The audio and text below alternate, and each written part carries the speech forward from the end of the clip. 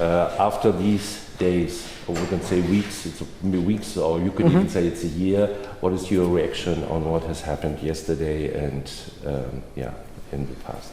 Well, it's the closing of one era. I think that the point and end has been written on this evolution from a ruling majority that came in power with inscribing in the constitution that Euro-Atlantic integration was the priority to which we had to devote, all of us, our efforts, to what we have seen yesterday, which is not only the adoption of Russian law, but it's a Russian adoption of a Russian law in the way it was adopted, with this third reading that lasted in the committee 1 minute 7 seconds, with the votes along the three readings where each and every vote is always the same and nobody is dissenting at any time. No dissenting voice even in the expression. It's the same message box. So that's already Russian rule, Russian way of ruling. And I think that the reaction of the people that we've seen in the past months, and yes, it was the same as in last March, but even maybe more generalized. This reaction is to all of that. It's a reaction to the fact that we do not want to go back in the past. This population is not ready to see its European future hijacked by what is by now a small majority with fewer and fewer supporters, and they are going to do everything that is needed to keep this European future open. When you listen to the Georgian Dream, it's about, we don't talk about transparency, but we might talk also about very traditional and conservative thinking also of quite a part of the Georgian population. Do you think that all of them really understand that these are, let's say, that this is not the truth, what the Georgian Dream presents to them when it comes to the law? And yeah, I think that this the big advantage of the Georgian population compared to maybe some European countries is that there is a very long experience of what are the lies of a totalitarian regime, what is the propaganda, how they want to use and abuse you. So I think it's a country and the population that's very hard to manipulate in the same way, because they have gone through all of that. So even this play with traditional values and trying to divide the population between conservatives and others doesn't work, because what is uniting this population with its young people that maybe are different and the older people is the definite adhesion around a few central ideas: independence, European future, and that is the same. That's why we have like 80% or 85% that supports this European, not because they all know what European Union is about in detail, what it will bring to the country. One thing they understand in their flesh is that Georgian independence is linked to European future. If there is no European community around us, then Georgian independence will be at stake. And I would say that the Ukrainian example is again even reinforcing that it's a reason more why we have to be in the European Union and not outside in some gray zone. So that is something that unites everyone, and that's what we're seeing. So there is no discussion about that. But what can you still do not to end up in this gray zone? Very much. First of all, I will put my veto. That's more of a political gesture to answer to what the population is expecting, that I say their word, which is no to the Russian law again. It won't change anything. They're voting like one man, which is deciding, who is deciding. So they will vote against my veto, that's fine. And then we start to prepare something else. And the something else we prepare is our elections on the 26th of October, which has to be transformed, or is already transformed, into a referendum for or against Europe and European future. And I'm quite confident that the unity of the population will find it there in the voting ballots, that the Georgian people will say again that they want their European future. So it will be expressed then through different political forces. That's fine. They don't have to be. We do not need a new monolith. On the contrary, we need the different expressions of views, but united on one thing. And I'm proposing a European platform action plan that will show to the Georgian population what are the measures that will be taken by the parties which will come under this banner into the next parliament. So it's a very peaceful transition that we have to carry through, because it's also part of our European future. We should not be dragged into trying to change the government in a different manner, because it's part of what Georgia has to show, that we can, through elections, peaceful means, change this government that has become, for what reason, a Russian government, and turn again towards our European future. The action plan, that is a plan of your presidency or of the opposition, or how? It's my presidency that I have consulted with different political forces, and it's not very difficult, because it's nothing more than taking the ownership of some of the recommendations that are presented by the European Commission, those that we think are feasible in a very short time, to give to the population the sense that yes, we're going back to the main track. So it deals with the justice reform, but not in general terms, with very specific measures, with corruption, with law enforcement agencies. It has to be a few spotlights on very concrete measures, so that people see that it's really making a difference. And when we see what the law enforcement structures are doing these days, this is very urgent if we want to remain a democratic country. Yeah. The EU, I think, gave Georgia already a to-do list. And yeah, that's what I'm talking about. That is the recommendations. More or less. I mean, it will not be a copy of, because something is feasible in a short period, something is not. So it has to be a very realistic. One of the problems that we had all along were that some of the recommendations were more general. What does it mean, depolarization? I don't know that any European or American country can tell us how you depolarize.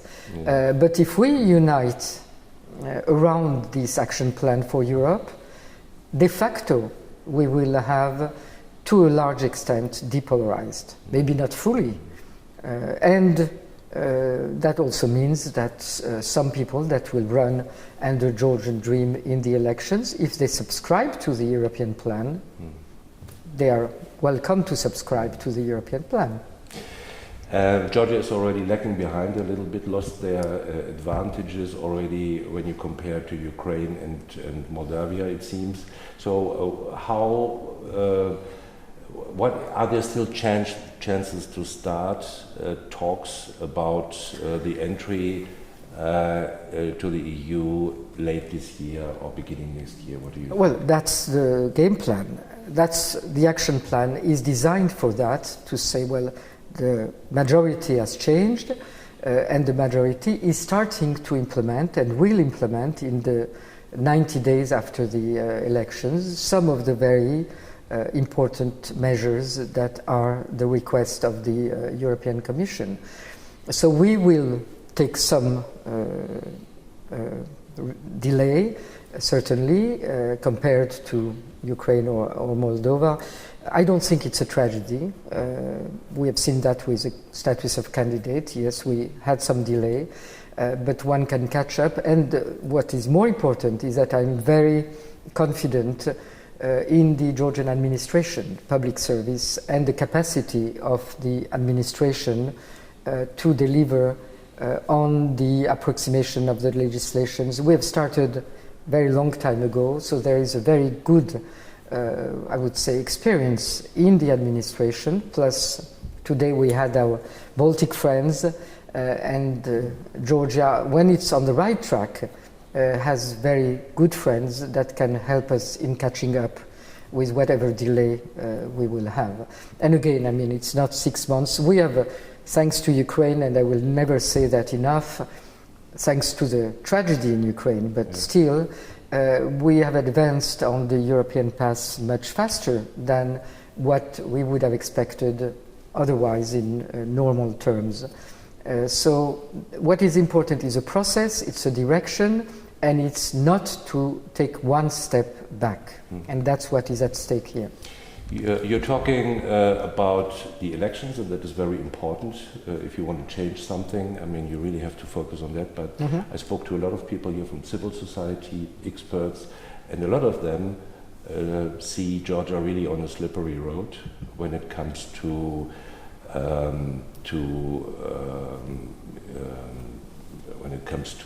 security for parliament members, for people of civil society.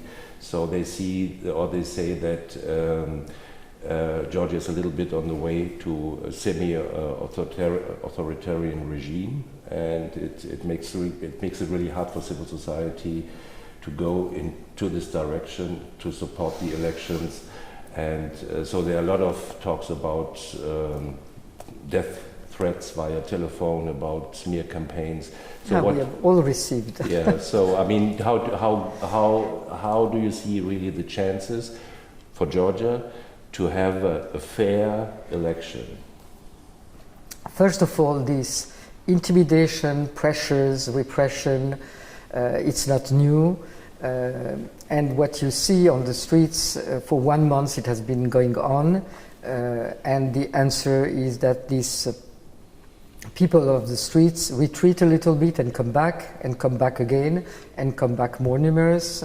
So yes, we're going to have, and that's not new in Georgian history, we've had previous experiences, we're going to have intimidation, we are going to have use of administrative resources, what it's called, and different pressures. We need, therefore, attention from our European friends, presence, and thank you very much for being here. But that doesn't mean that in the end, if there is the true mobilization of the society, if the choice is clear, and I think that thanks to Mr. Ivanishvili the choice has become very clear, then there is nothing, administrative resources nor intimidation is enough to prevent the Georgian people of expressing their decision, their political will in the ballots. It will be not an easy 5 months, but we'll get there. I think you have a clear idea what Europe expects from Georgia, but I think Georgia can also expect something from Europe. And after these weeks, or especially also this day yesterday, there were a lot of statements coming, let's say, from Washington or from London, even from Berlin, but nothing from Brussels. How would you comment on that? Well, I wouldn't comment by saying that Brussels, it's 27 countries, so I'm not surprised that it takes a bit more time to express a common view. There was a declaration of Charles Michel yesterday that gave the direction, but not yet in terms of a policy that was expressed. What I'm telling our European partners, which I receive like today, the Baltic and Iceland foreign ministers, and others that have been here or will be here, is that we need a clear message from the European Union a message that shows the support to the Georgian population, because it's the population that has expressed its European stand. Criticism of the authorities because they have not taken into account the different proposals or reactions of the European Union. And I would say it has to be very clear and made clear by the Europeans that the choice that will be presented in the elections for your referendum, practically, Europe or not, will determine the reaction of the European Union. I would very much object to the fact that either the candidate status or the visa liberalization as a whole be taken hostage now, because it's the people that would be taken hostage, but it has to be made clear that that's what is at stake in the elections. If the people choose the other way, they will lose what Europe has to offer us. If they choose their European future, as it seems and as I'm sure they will confirm, then they'll be back on the European path. So that clarity of the message is very important. Last year, I was told the European Parliament already voted for sanctions against one or two single persons from Serbia. Sanctions for single persons are none of my business, I would say. That's the business of the European Union and its leaders. They will decide. What I'm concerned about is what touches upon the population, its rights today to benefit of that, because it has not done anything to be in deviation of these objectives.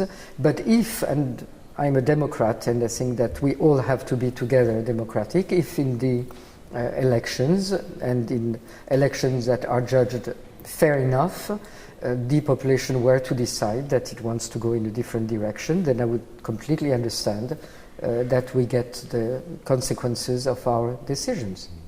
Thank you. Okay, we have now just the very last one, because we hear from the German media. Is there anything special you have to say in the direction of Berlin, what you expect, or from German public or German politics? I would like to express my thanks to the German public and the German governments all over the period of the 30 years that Georgia has gone through, because we have had always in Germany a true friend and supporter of Georgian state build-up, and from the very beginning.